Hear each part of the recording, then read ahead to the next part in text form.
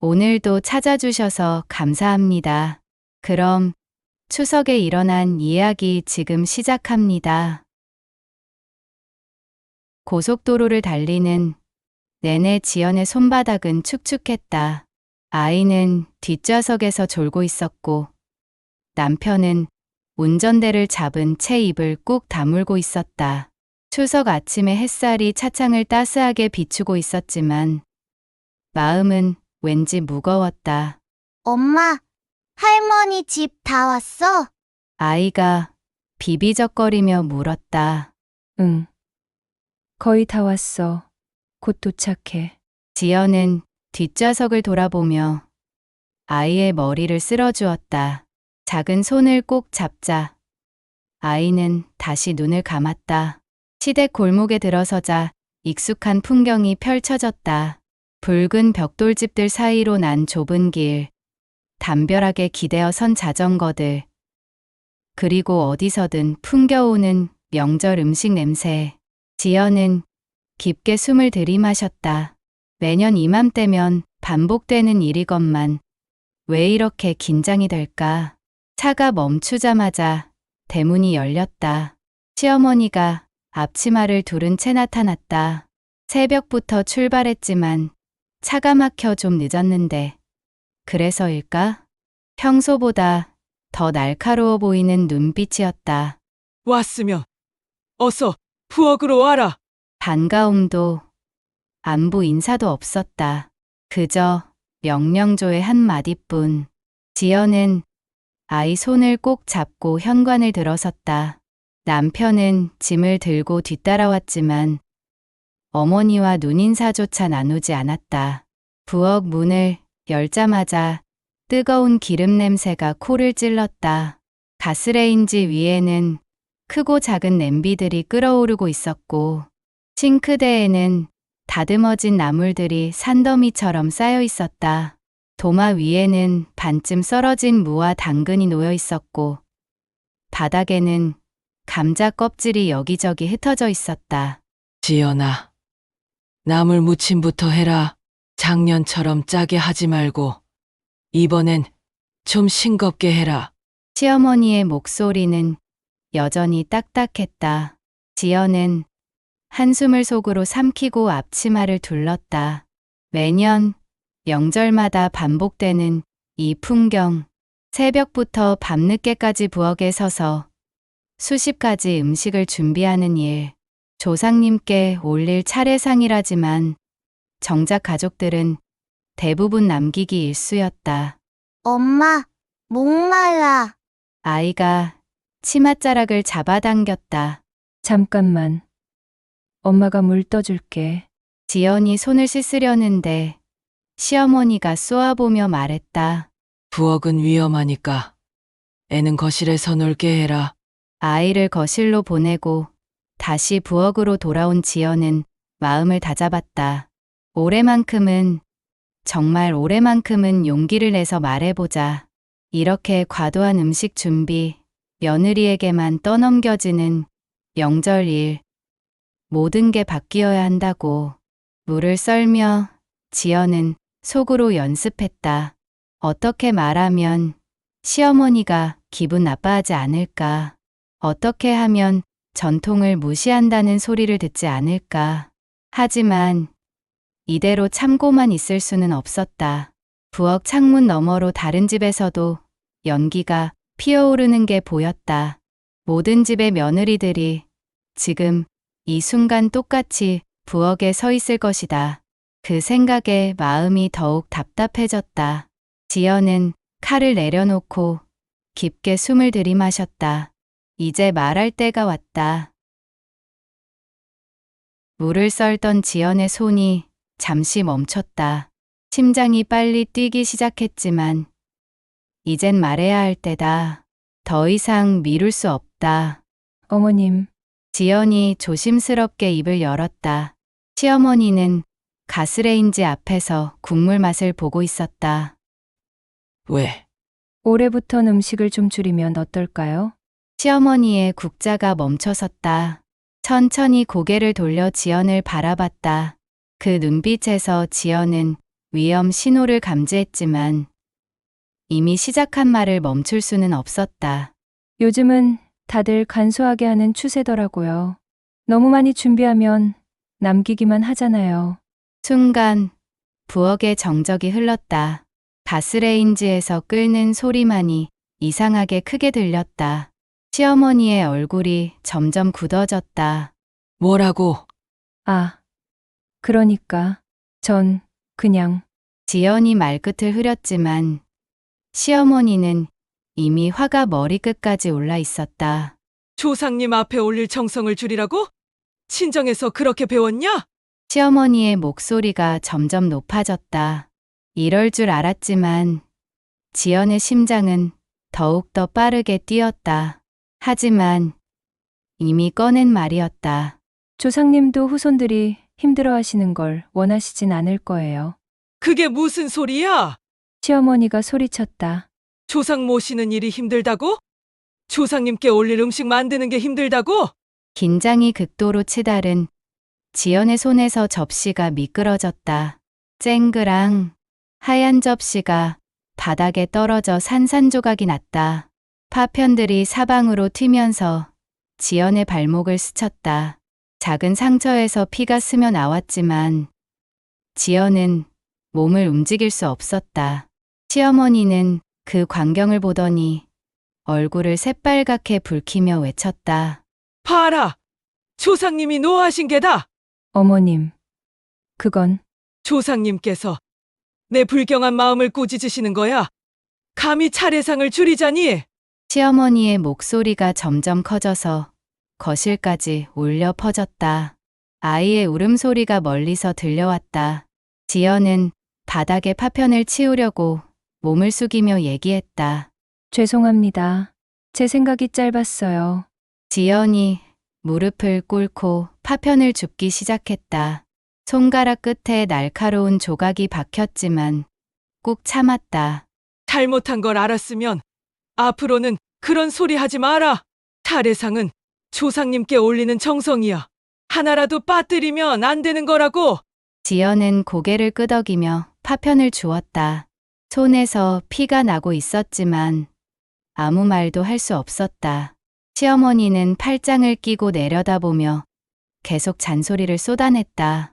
요즘 며느리들은 다 이 모양이야. 편한 것만 찾고 전통은 무시하고 우리 때는 시집 와서 3년은 말 한마디 못했는데. 거실에서 남편의 목소리가 희미하게 들려왔다. 아이를 달래는 소리였다. 지연은 마지막 파편을 주우며 생각했다. 남편은 과연 뭘 하고 있을까? 이 상황을 알고는 있을까? 앞으로는 이런 일 없도록 해라. 시어머니가 마지막으로 못을 박았다. 네, 지연의 대답은 간신히 들릴 정도로 작았다. 부엌에는 다시 기름 냄새와 끓는 소리만이 남았다. 지연은 상처난 손가락을 입에 물고 다시 칼을 들었다. 문은 여전히 반쯤 썰린 채로 도마 위에 놓여 있었다. 상처난 손가락을 빨던 지연이 갑자기 고개를 들었다. 가슴 속에서 무언가 끓어오르고 있었다. 매년 반복되는 이 모든 것들이 참고 또 참아온 모든 순간들이 한꺼번에 밀려왔다. 그런데 어머님, 지연의 목소리가 떨렸지만 단단했다. 또 뭐냐? 시어머니가 국자를 든 채 돌아봤다. 그건 단순한 사고예요. 뭐? 접시가 깨진 거요. 조상님이 노하셨다고 하셨는데 그냥 제가 긴장해서 실수한 거라고요. 시어머니의 눈이 커졌다. 며느리가 자신의 말에 반박을 하는 건 처음 있는 일이었기 때문이다. 너 지금 뭐 하는 거야? 전 하루 종일 부엌에 서 있는 것도 힘들어요. 지연의 목소리가 점점 높아졌다. 매년 추석 때마다 새벽부터 밤까지 혼자서 이 모든 걸 준비하는 게 정말 힘들다고요. 힘들면 오지 마! 시어머니가 소리쳤다. 매일 있는 일도 아니고 연중에 한 번인데 이런 것도 힘들면 안 와도 된다. 너 안 와도 내가 혼자 다 하니까 걱정 마라. 그때 부엌 문이 살짝 열렸다. 남편이 고개를 내밀었다가 두 사람의 험악한 분위기를 보고는 재빨리 문을 닫았다. 그 모습을 본 지연의 가슴이 더욱 답답해졌다. 전통은 목숨처럼 지켜야 하는 거야. 시어머니가 국자를 휘두르며 외쳤다. 우리 조상부터 현재까지 몇백 년을 이어온 예법인데 네가 뭔데 감히 이걸 바꾸려 해? 시대가 바뀌었잖아요. 지연도 지지 않고 맞받았다. 지금이 어떤 시대인데 왜 여전히 며느리만 부엌에 서야 해요? 왜 남자들은 거실에서 TV만 보고 있어야 되냐고요? 그게 바로 전통이야. 남자는 남자 일, 여자는 여자 일이 따로 있는 거라고. 거실에서 TV 소리가 들렸다. 축구 중계 소리였다. 남편과 시아버지가 함께 보고 있는 것 같았다. 부엌에서는 두 여자가 고성으로 싸우고 있는데 남자들은 태평하게 TV를 보고 있었다. 지연이 거실 쪽을 손가락으로 가리키며 말했다. 그런 게 어디 있죠? 자기 집 차례상인데 왜 저 혼자 준비해야 되죠? 아들은 귀한 몸이야. 명절에는 쉬어야 하는 거고. 그럼 저는 귀하지 않나요? 저도 일주일 내내 일하고 여기 와서 명절 준비하는 거라고요. 시어머니의 얼굴이 벌겋게 달아올랐다. 지금까지 순종적이었던 며느리가 이렇게 대드는 것은 처음이었다. 이게 어디서 말대답을. 나 너 시어머니야. 넌 우리 집에 시집 온 출가 외인이라고. 전 그냥 공평하게 하자는 얘기를 하는 거예요. 지연의 목소리에 눈물이 섞였다. 왜 명절마다 저만 이렇게 힘들어야 해요? 왜 제 의견은 들어주지 않으세요? 그때 거실에서 아이의 울음소리가 크게 터졌다. 엄마와 할머니의 싸우는 소리에 놀란 것 같았다. 지연이 부엌을 나가려 하자 시어머니가 막아섰다. 어디 가려고? 아이가 울잖아요. 애비가 봐줄 거다. 넌 부엌일 다 끝내고 나가라. 왜요? 왜 제가 제 아이한테도 못 가죠? 지연의 목소리가 떨렸다. 저도 그 아이 엄마라고요. 시어머니는 팔짱을 끼고 지연을 노려봤다. 부엌 밖에서는 아이의 울음소리가 계속 들렸지만 남편의 목소리는 들리지 않았다. 아마 여전히 TV만 보고 있을 것이다. 그 순간 지연은 깨달았다. 자신이 얼마나 외로운 싸움을 하고 있는지. 남편도 시아버지도 이 집에 내 편은 없었다. 명절 내내 부엌에 갇혀 혼자 모든 것을 감당해야 하는 건 오직 자신뿐이었다. 이제 그만해요. 지연이 앞치마 끈을 풀기 시작했다. 뭐 하는 거야? 전 이제 못하겠어요. 지연의 손이 앞치마 끈에서 멈췄다. 부엌 밖에서는 여전히 아이의 울음소리가 들렸고 거실에서는 축구 해설자의 목소리가 흘러나왔다. 이 모든 상황이 갑자기 우스꽝스럽게 느껴졌다. 못하겠다고? 시어머니가 비웃듯 말했다. 지연은 앞치마를 벗어 싱크대에 던졌다. 저는 아이 데리고 집에 가겠어요. 지연의 목소리는 의외로 침착했다. 더 이상 이렇게 살 수 없어요. 시어머니의 얼굴이 순간 하얗게 변했다. 지금까지의 며느리와는 정말 딴판이었다. 너 지금 장난해? 장난 아니에요. 아이 데리고 집에 가겠어요. 지연이 부엌 문으로 향했다. 매번 올 때마다 참았지만 이제는 이런 식으로는 못 살겠어요. 야, 가긴 어딜 가? 가려면 아이는 두고 너 혼자 가라. 시어머니가 지연의 팔을 붙잡았다. 명절에 며느리가 다 그러는 것이지. 조상님 모시는데 힘들어서 간다고? 그럼 차례는 누가 지내? 어디서 배워먹은 행동이야 그게? 어머님이 지내세요. 저 없어도 혼자 다 하실 수 있으시다면서요. 아니면 대단하신 남편 보고 지내라고 하시든지요. 지연이 팔을 뿌리치고 거실로 나갔다. 남편은 소파에 기대어 TV를 보고 있었고 시아버지는 신문을 펼쳐들고 있었다. 아이는 구석에서 혼자 훌쩍이고 있었다. 민준아, 엄마한테 와.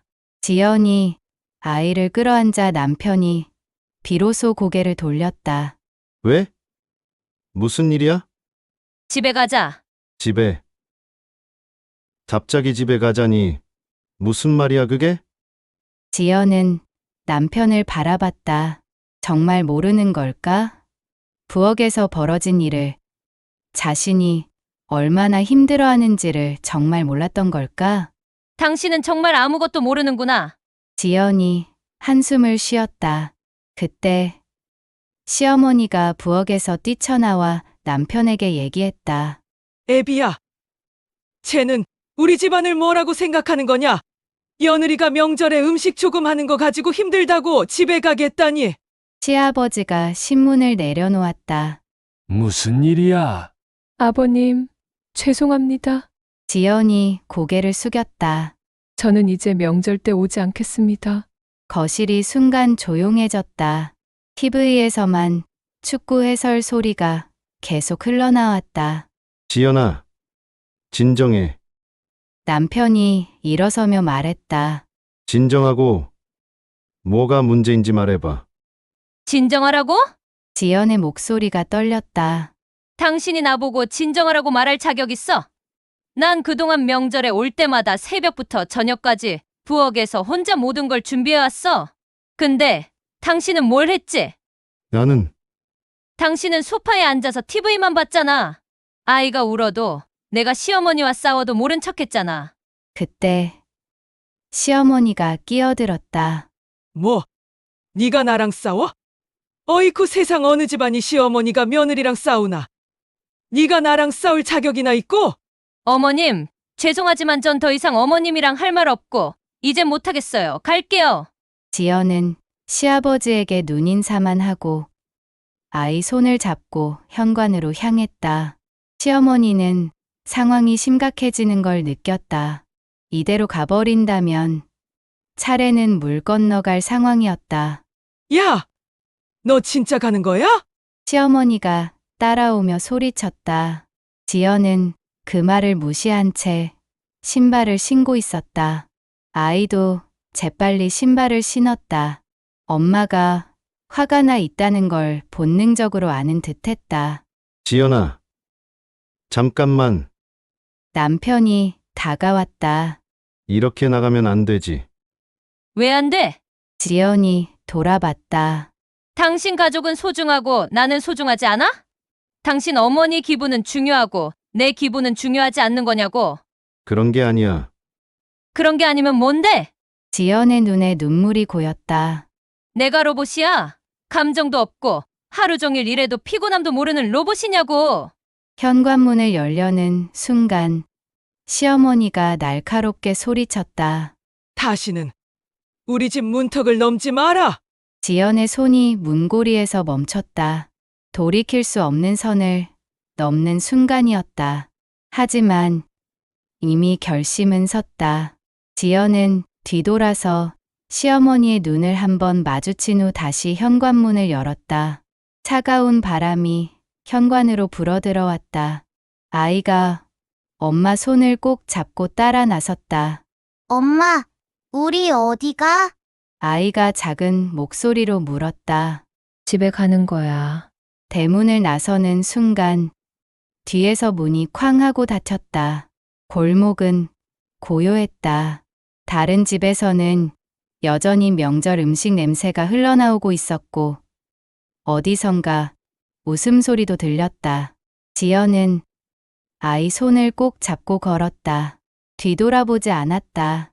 아이의 울음소리가 조용한 골목에 퍼졌지만 지연은 계속 걸었다. 차가운 바람이 뺨을 스쳤다. 하지만 이상하게도 가슴은 후련했다. 현관문이 닫힌 후 집 안은 죽음 같은 정적에 휩싸였다.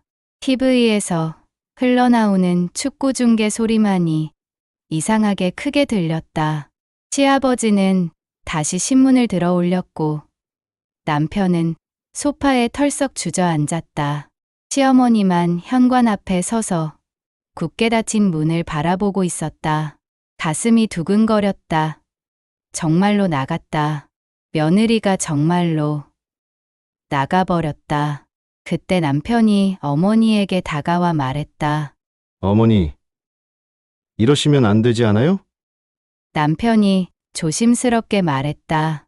안 되긴 뭐가 안 돼. 시어머니가 돌아서며 소리쳤다. 잘 나간 거야. 전통도 모르는 며느리가 뭐 하러 있어? 하지만 목소리에는 확신이 없었다. 가슴 한편이 허전했다. 남편은 더 이상 대꾸하지 않고 소파에 앉아 고개를 푹 숙이고 있었다. 부엌으로 돌아간 시어머니는 반쯤 준비된 음식들을 바라봤다. 썰담한 무, 다듬담한 나물, 아직 끓고 있는 구. 이 많은 음식을 혼자서 어떻게 다 준비해야 할까? 에라, 모르겠다. 시어머니가 중얼거리며 가스를 껐다. 잠시 후 거실로 나온 시어머니는 차례상을 차렸다. 반쯤 준비된 음식만으로도 상은 가득했다.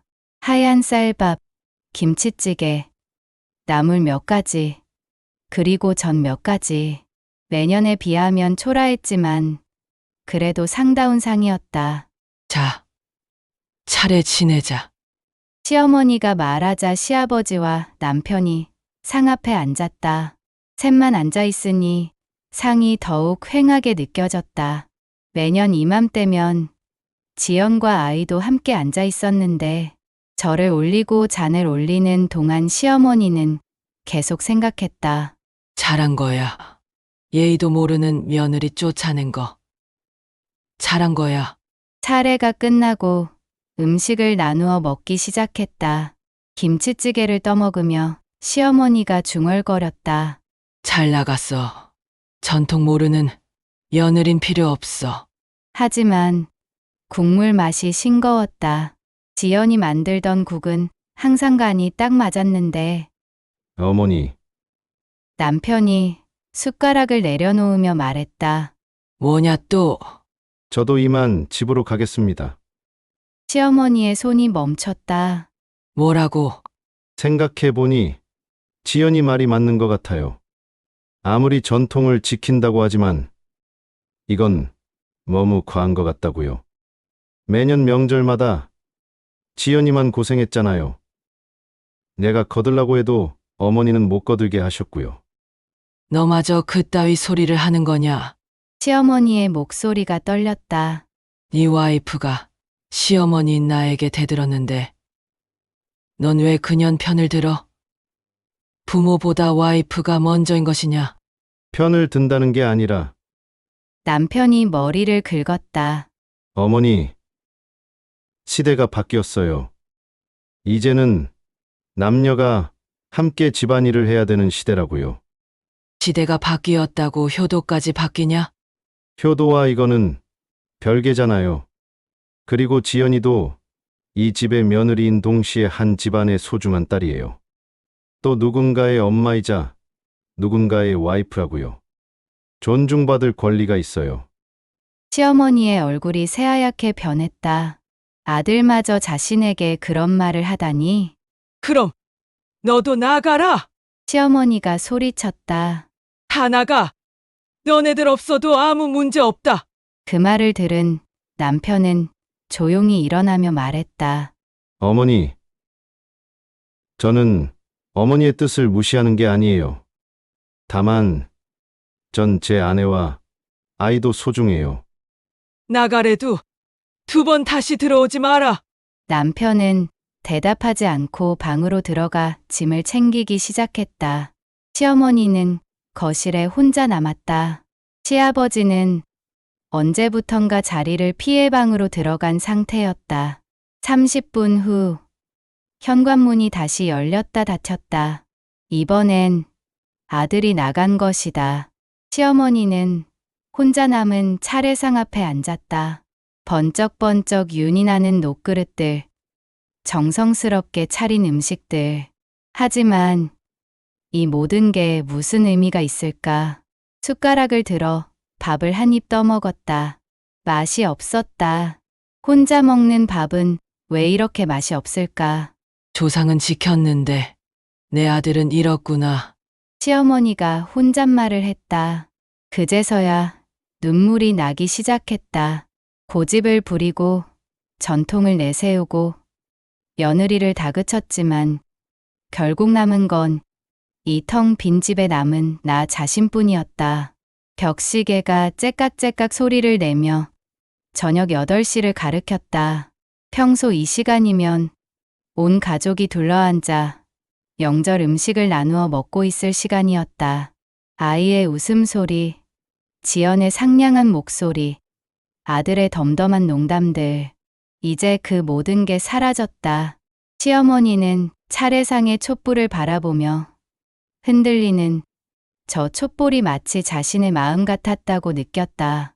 전통을 지키려 했던 건데 어쩌다 이런 결과가 나온 걸까? 거실의 침묵 속에서 시어머니는 깨달았다. 진짜 중요한 건 전통과 차례상이 아닌 명절에 함께하는 가족이었다는 것을. 하지만 이제는 너무 늦었다. 돌이키기엔 너무 늦어버렸다. 촛불이 꺼졌다. 거실도 어둠에 잠겼다. 끝까지 청취해 주셔서 감사합니다. 구독과 좋아요는 영상 제작에 큰 힘이 됩니다. 오늘도 좋은 하루 되세요.